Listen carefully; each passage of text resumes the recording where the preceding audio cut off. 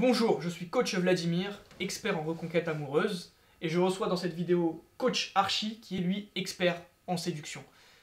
Et on va donc répondre à la fameuse question qui est: Mes amis me disent d'abandonner ma reconquête. que dois-je faire? Alors avant d'aller plus loin Archie, et vous également, chers visiteurs, j'aimerais vous raconter l'histoire d'une personne que j'ai coachée. C'est un homme qui a une histoire un peu particulière.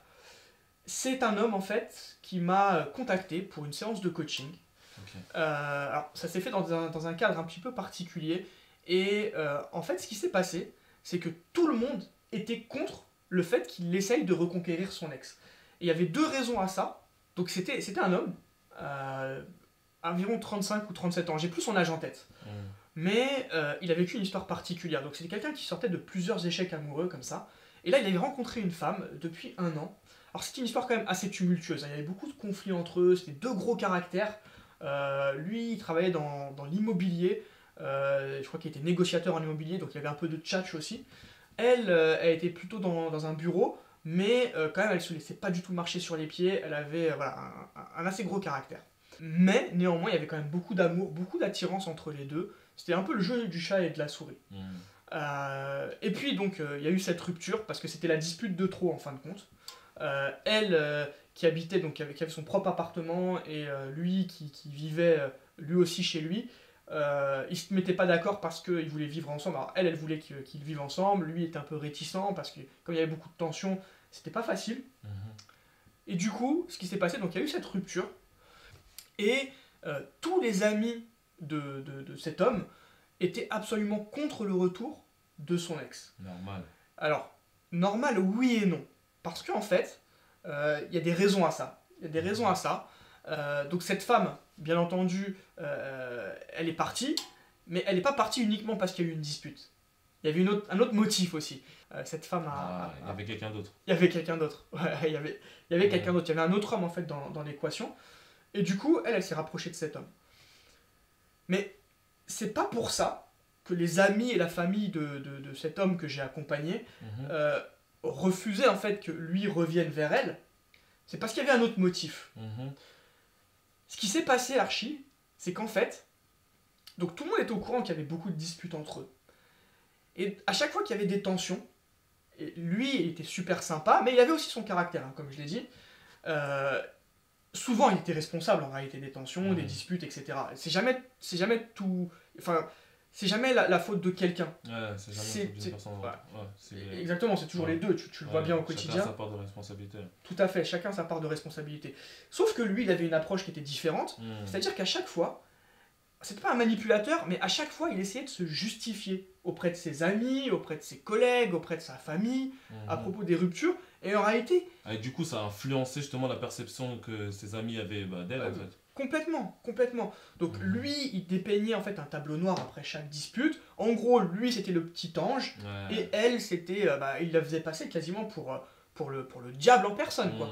C'était vraiment elle qui était responsable de tout, et lui qui était l'homme parfait. Ouais, il a dépeint un tableau noir vraiment de la personne. Complètement, complètement. Donc forcément, les amis, quand ils entendent ça, qu'est-ce qui se passe derrière? Il valide pas du tout justement cette reconquête. Il la déteste. Normal, il la déteste. Il la déteste et il valide pas la reconquête. Et donc dis-toi, ce qui s'est passé, c'est qu'en fait, il était tellement paumé, parce que tout le monde avait des avis négatifs sur sa reconquête, qu'il a voulu quand même avoir l'avis de quelqu'un de neutre, en plus d'un professionnel, c'est toujours mieux. Donc il m'a appelé, et là j'étais surpris parce que c'est vrai qu'il y a des personnes qui me contactent et qui me demandent: Vladimir, est-ce que j'ai une chance de récupérer mon ex? Faut que je connaisse l'histoire pour y répondre. Mais réserver directement une séance de coaching, sans même prendre contact avec moi, j'avoue, uniquement pour me poser une seule question, qui est: est-ce que je fais bien d'essayer de récupérer mon ex? C'était pour moi franchement une grande première. Donc il a réservé une séance de coaching, et tout de suite, la première question qu'il m'a dit, avant même de me dire son prénom, c'était: Vladimir, est-ce que tu penses que c'est une bonne idée de reconquérir mon ex? Wow. Je suis coach en reconquête, donc j'aurais tendance à dire que oui. Oui. Mais pas tout le temps. Et là, donc, en creusant un petit peu, j'ai compris que ses amis lui disaient que c'était une mauvaise idée, Sa sœur avait essayé même de lui trouver des copines pour essayer de le pousser à oublier cette femme. Mais on n'oublie pas un an comme ça. Non. Ça s'oublie pas aussi facilement. Ouais. Donc ce qui s'est passé, c'est que je lui ai dit, écoute, je vais prendre le temps d'analyser la situation. Donc on a commencé la séance de coaching, je lui ai posé des questions, il s'est présenté, j'ai creusé un petit peu les différentes pistes. Et au final, je me suis aperçu que cet homme, qui se faisait passer pour le partenaire idéal, il n'était pas si génial que ça en réalité. Ouais. Et quand on se fait passer pour une personne qu'on n'est pas, qu'est-ce qu'on doit faire derrière Archie? Bah, on doit tout simplement dire la vérité, hein, je pense. Hein. Oui, tout à fait, il faut, à mon sens, hein, après, peut-être que tout le monde n'est pas censé partager ma philosophie, ma manière de concevoir les choses, mais il faut mettre son ego de côté dans ces cas-là. Ouais, c'est ça. Tout le monde avait l'impression que ton ex faisait n'importe quoi et se comportait comme une princesse, alors que toi-même, tu étais responsable de ça. Donc je lui dis, écoute, là maintenant, il y a une chose à faire.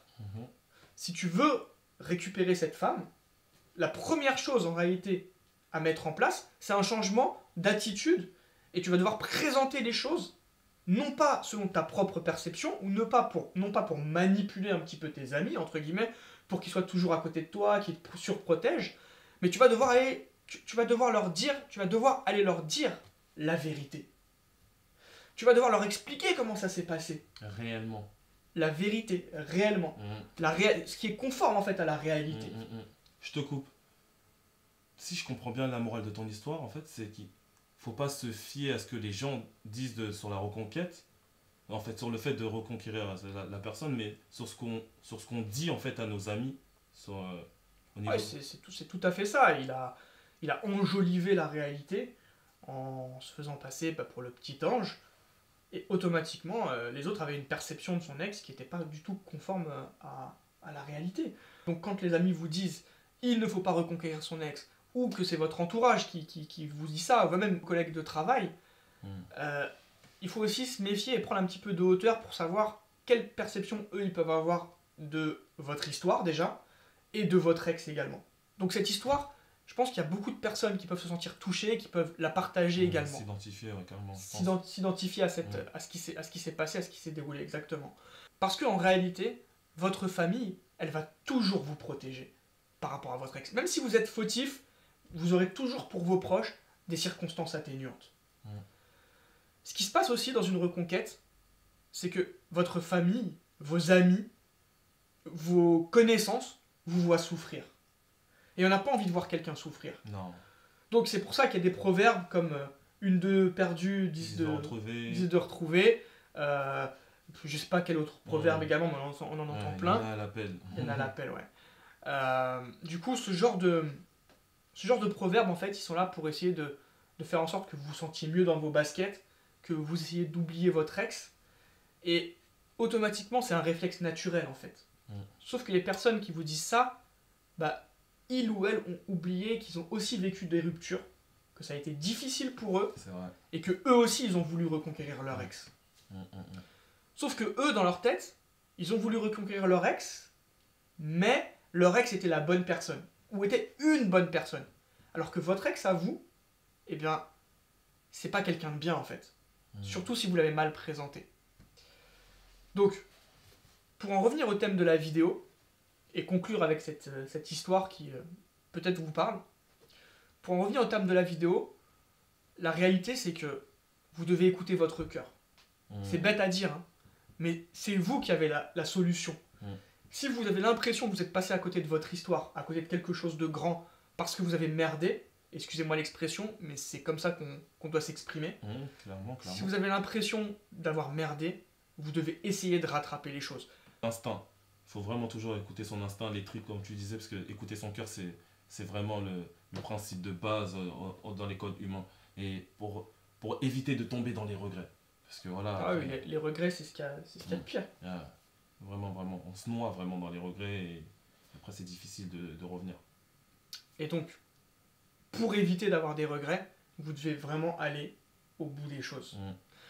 Vous devez aller au bout des choses parce que si demain vous vous sentez mieux, mais que après-demain vous vous sentez moins bien, parce que vous n'aurez pas tout mis en œuvre pour aller chercher cette personne, ça pourra pas aller. Ça va même au-delà de la reconquête. Parce que même pour soi-même, c'est un apprentissage, c'est du développement personnel. Parce que même si tu échoues, ça te permet d'apprendre pour les prochaines.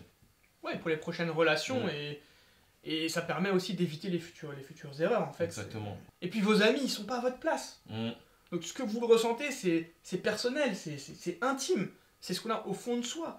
Demain, vous allez vous endormir et il n'y aura pas votre mère à côté de vous, ou il n'y aura pas votre meilleur pote à côté de vous pour vous prendre par la main et pour vous dire allez, lève-toi. Si vous tombez en dépression amoureuse, parce que c'est la réalité. Ah, c'est la réalité. Ouais. Après une rupture, il y a, je sais pas, une chance sur 4 environ qu'il y ait une dépression qui s'enclenche derrière, ou une déprime, sans forcément tomber dans une dépression très grave, mais une déprime.